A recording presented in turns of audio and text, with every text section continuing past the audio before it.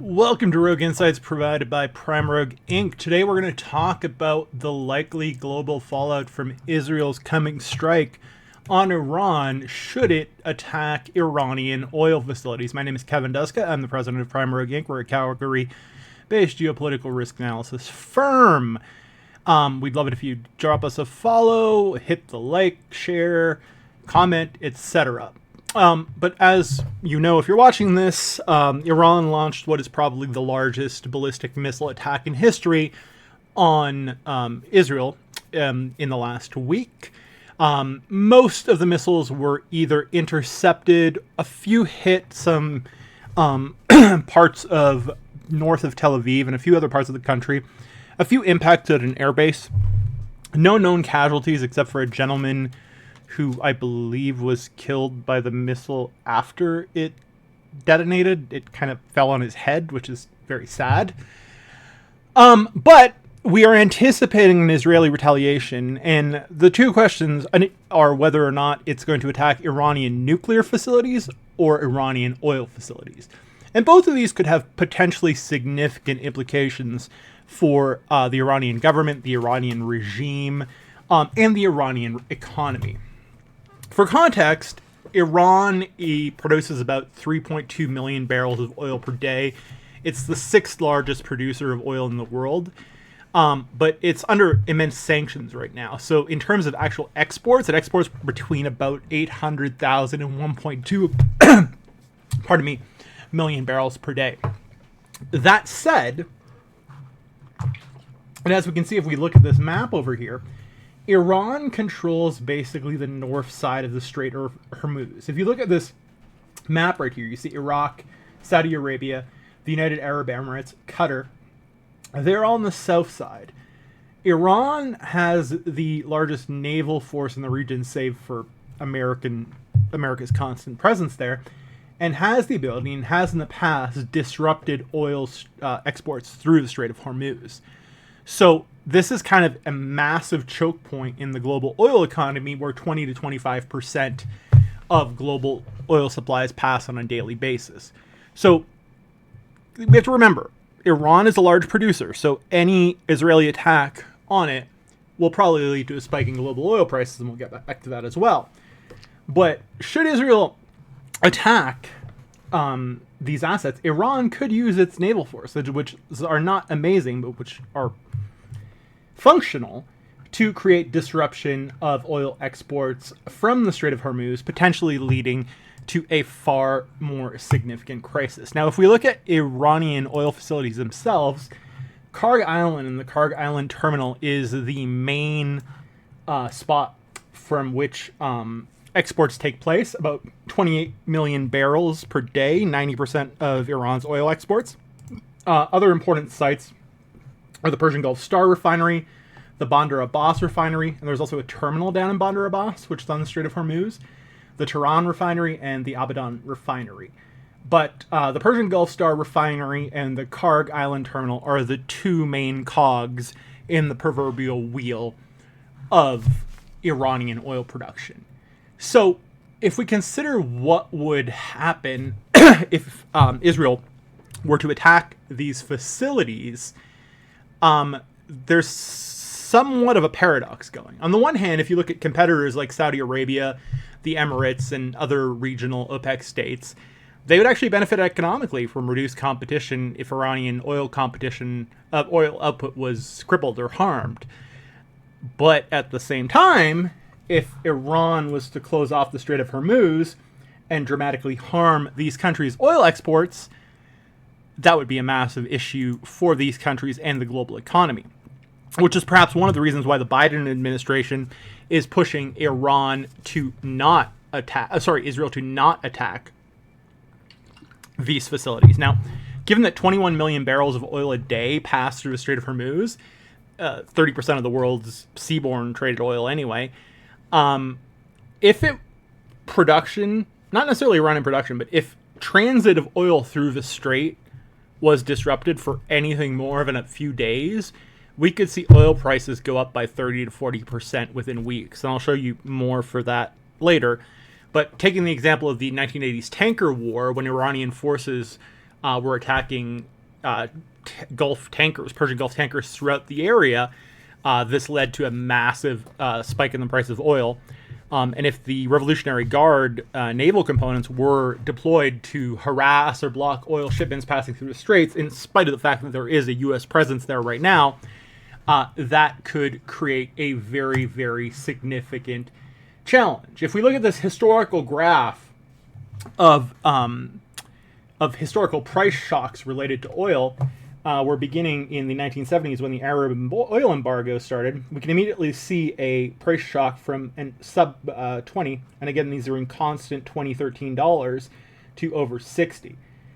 It drops again. Iranian Revolution started the Iran-Iraq War.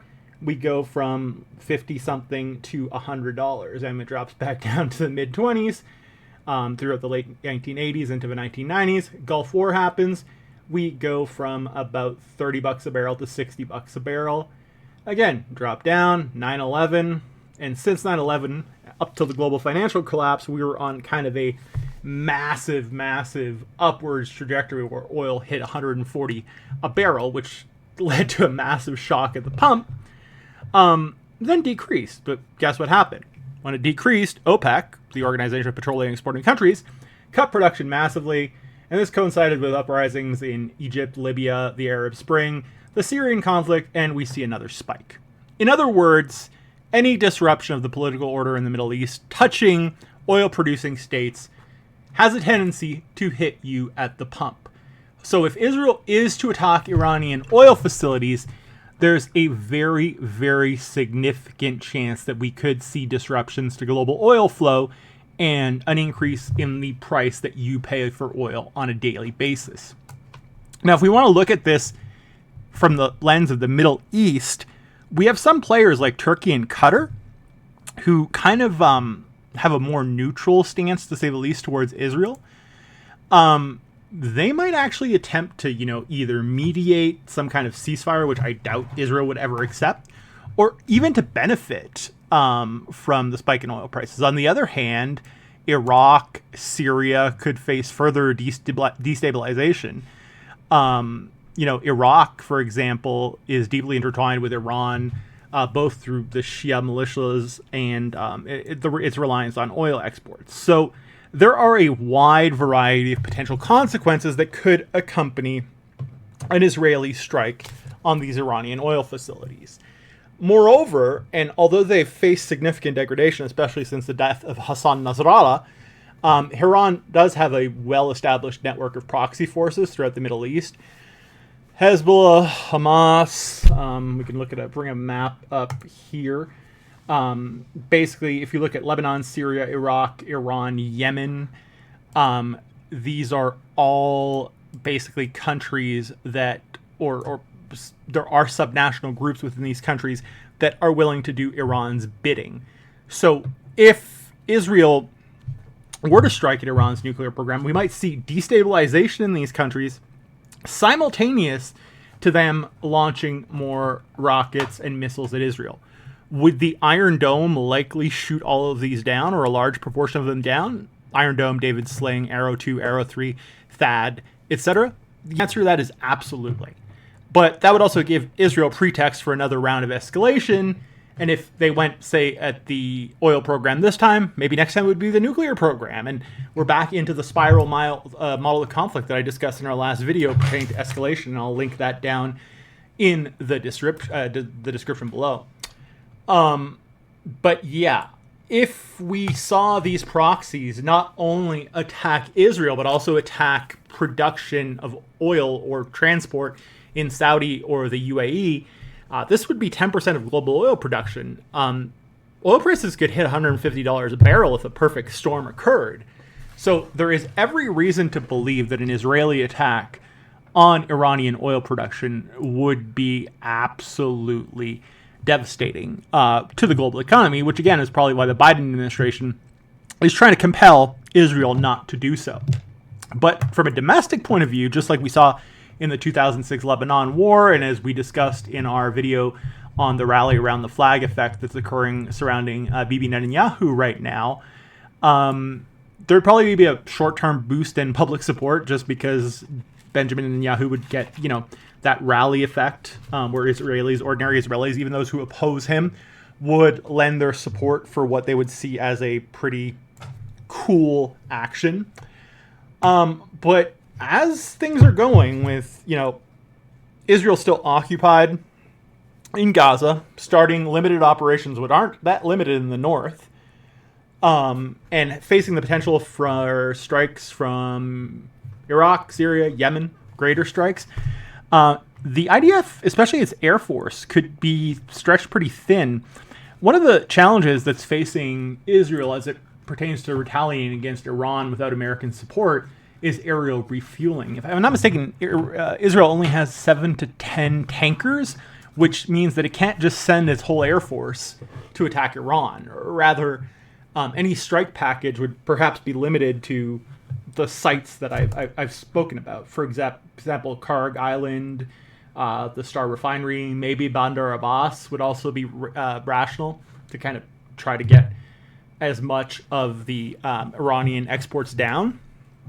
But if Israel were to do this, we have to realize that this would produce about a 70 to 80% reduction in oil exports. If this makes up 30 to 35% of GDP, we're talking about a 25-ish% drop in GDP overnight. And if we look at the economy of Iran, things are not going great. Sanctions against it were first imposed in 2010, and now we're looking at data based on purchasing power parity. And, things did improve in terms of economic growth after the nuclear deal. But the Trump administration in 2018 left the nuclear deal that was signed in 2015, and Iranian economic growth has slowed significantly since.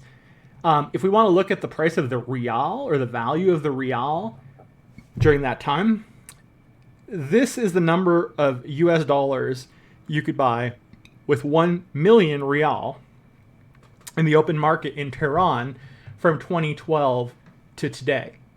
So in 2012, you could get 33 US dollars for 1 million rial. That's down to about 4. I have some friends who live in Iran. One is a super smart dude. His wife is a lawyer. He's a day worker, plumber type guy. They don't live week to week or paycheck to paycheck. They live day to day. They mostly eat rice, lentils, and beans. He does not support the regime. And because of these sanctions, his life is a living hell. I live in Calgary, Alberta, where we're based. A pound of ground beef is about $6, which would mean, say, maybe $10, $11, $12 a kilo. That's the same price as ground beef is in Iran. It could be more, he told me, depending on the context, because they have different grades of meat. And I didn't even want to get into the grading of the meat he was talking about, because he made it sound like you could buy meat with worms in it, but I digress. If this were to occur, one of the Israeli goals in this situation could be to impose significant domestic audience costs on Iran by causing further domestic economic degradation beyond the 15% drop in GDP that we can attribute to American sanctions alone. This could go one of two ways. We could see a popular uprising, or we could see the IRGC, the Islamic Revolutionary Guard Corps, just basically repress these protests like they have before. So there are so many unknown unknowns. But what we do know is that if Israel attacks Iranian oil, we're going to see a price spike. If this is associated with a simultaneous disruption of oil flows through the Strait of Hormuz, oil prices are going to jump to $150 a barrel or higher. You're going to see unprecedented price at the pump. This is combined with the inflation that we're having in North America already. And I think that this economic crisis, or this energy crisis, would manifest itself differently across different areas.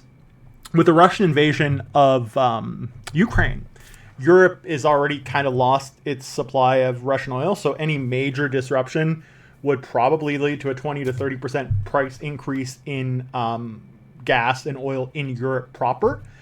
In Asia, China and India are really vulnerable. China imports about 10% of its oil from Iran.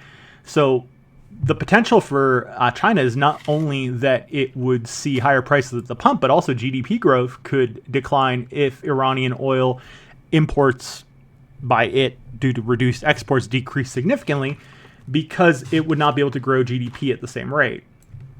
U.S., on the other hand, has the Strategic Petroleum Reserve. It could release maybe 100 million barrels from the 350 within it.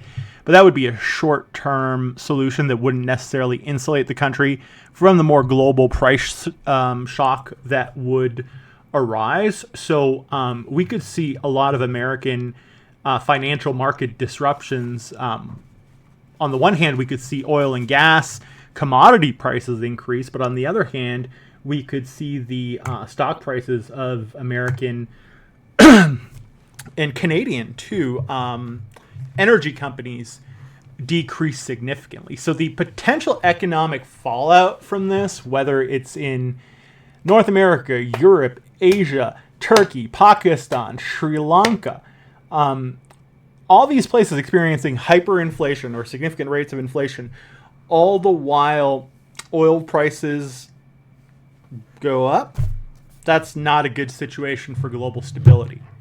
So if Israel goes after these assets, regardless of what the Biden administration is saying, a lot will depend on Iran's response. But it's very likely that unless Israel simultaneously knocks out its naval facilities, its IRGC naval facilities, it would probably engage in some disruption of the Strait of Hormuz. In fact, it already promised to attack oil facilities in the United Arab Emirates and I believe Saudi Arabia if Israel was to retaliate. And Israel is going to retaliate. It's a matter of not if, but when. I'm going to drop a few books in the description that really are really good at explaining this stuff. Bradley Hope and Justin Scheck, Blood and Oil, which is about Mohammed bin Salman's basically quest for global power through oil. Crude Volatility, which is a really great book by Robert McNally about oil price volatility. Also a book about the resource curse, which shows why a lot of oil exporting regimes are underdeveloped and authoritarian, and Iran Rising by Amin Sheikh, which is a great book about the survival and future of the Islamic Republic. But should this go the way it looks like it's going, and should Israel decide to attack these oil facilities, I think we're in a world of hurt. If you'd like to give your own perspective, feel free to drop a comment. As usual, please subscribe, follow, whatever it is. Share with a friend, an enemy, a frenemy, whomever you want. In the meantime, I hope you have a wonderful, wonderful day. It is currently 3:38 p.m. on the 7th of October in Calgary. Cheers.